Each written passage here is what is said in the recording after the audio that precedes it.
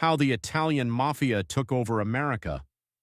The story of how the Italian Mafia rose to dominate America is one of grit, blood, and shadowy business dealings, a gripping narrative that spans decades. It's a tale of ambition fueled by immigrant struggles, America's Prohibition era, and the infiltration of nearly every industry imaginable. Sit back and prepare yourself for this deep dive into organized crime's grip on the American dream. The roots in Sicily. To understand how the Italian Mafia took over America, you have to start in Sicily.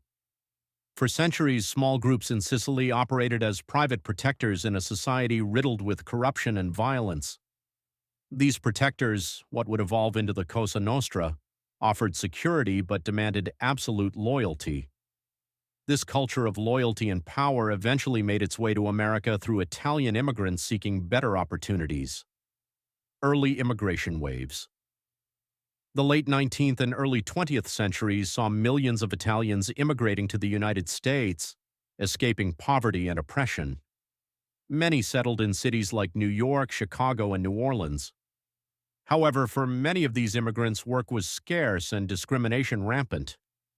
In their desperation, they turned to familiar institutions, the Mafia, for support, protection, and a sense of community. Prohibition, the Mafia's golden ticket. In 1920, America enacted Prohibition, outlawing the production, transportation, and sale of alcohol. While the government aimed to create a more moral society, it inadvertently opened the door for organized crime. The Mafia seized this opportunity with both hands. Overnight, bootlegging became one of the most profitable industries in the country. Families such as the Genovese and Gambino turned into multi-million-dollar enterprises almost exclusively off the illegal booze trade. Al Capone in Chicago famously amassed a $100 million fortune during this period, becoming a household name as he mingled violence with flair.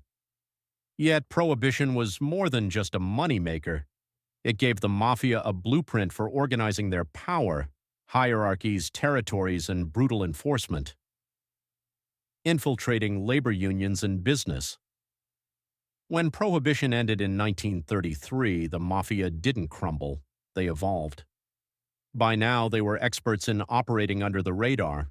Their next step was to take control of labor unions, specifically in industries like construction, shipping, and garment manufacturing.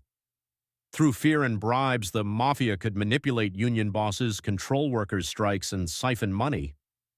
The Teamsters Union most infamously became a playground for mob influence. They diversified into gambling, loan sharking, extortion, and even infiltrated legitimate businesses to launder money.